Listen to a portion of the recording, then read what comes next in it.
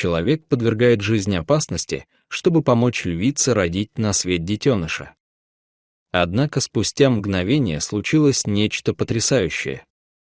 Уважаемые зрители, напишите в комментариях, откуда вы смотрите это видео. Нам действительно любопытно узнать, из какого вы города. Приятного вам просмотра! В безмольных просторах Африки обитали два льва, взрослый самец и его спутница, много лет жившие на воле. Они часто охотились вместе, бесконечно кочуя по саванне.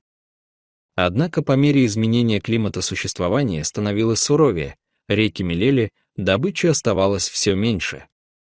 Поэтому львы решили оставить прежние земли и отыскать новые, более спокойные места.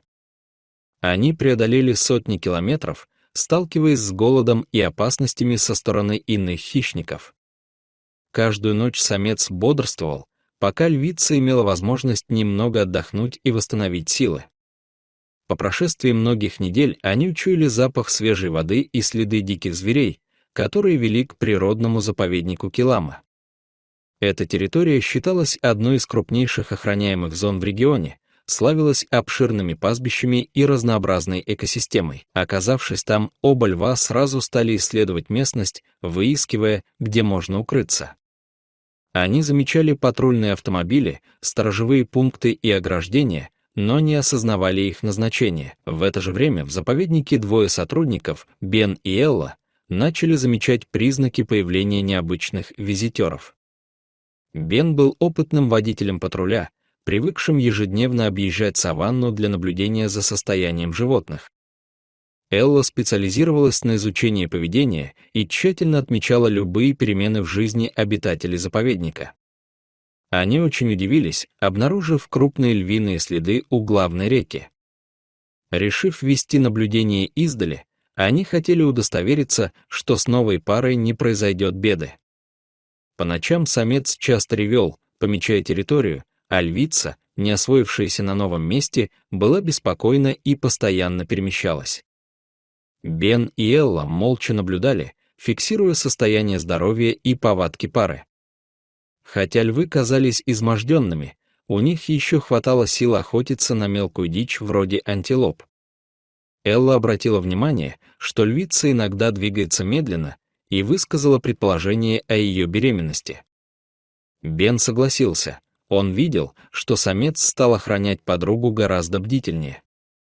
Оба сотрудника волновались и радовались одновременно, ведь возможное потомство — добрый знак для программы сохранения вида. Спустя 4 месяца живот львицы явно округлился, походка стала более тяжелой.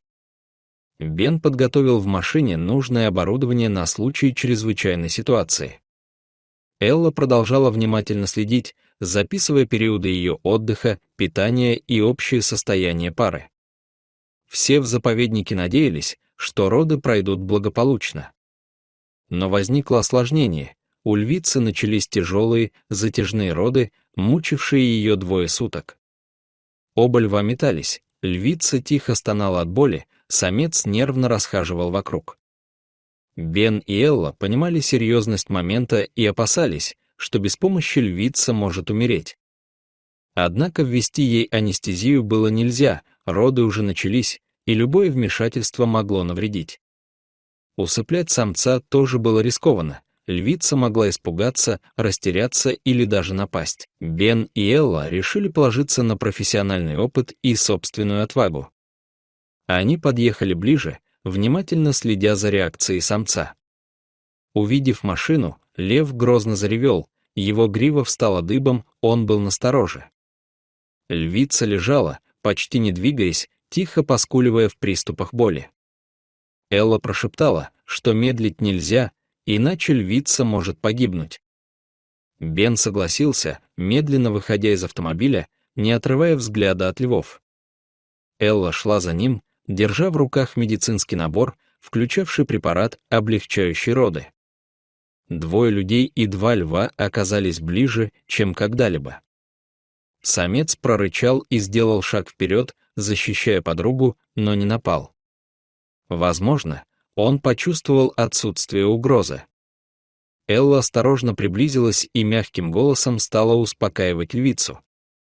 Бен стоял рядом, готовый в любой момент отступить. Постепенно львица расслабилась, ее взгляд стал спокойнее, и она позволила Элле прикоснуться к животу. Элла ввела лекарство, помогая ей набраться сил. Самец тихо ворчал, но не атаковал. Сотрудники медленно отступили, давая препарату подействовать. Почти 2 часа львица переживала сильные схватки, и, наконец, на свет появился крошечный львенок. Самец подошел, облизывая малыша, а львица тяжело дышала, ее глаза светились счастьем. Бен облегченно выдохнул, увидев движение новорожденного. Элла быстро осмотрела львенка, серьезных проблем не обнаружилось. Она ввела львице еще дозу поддерживающего средства для ускорения восстановления. Самец взглянул на людей, будто молча благодаря их. Бен и Элла отошли, позволив семье побыть вместе. Львенок дрожал, но выглядел здоровым, львица нежно облизывала малыша.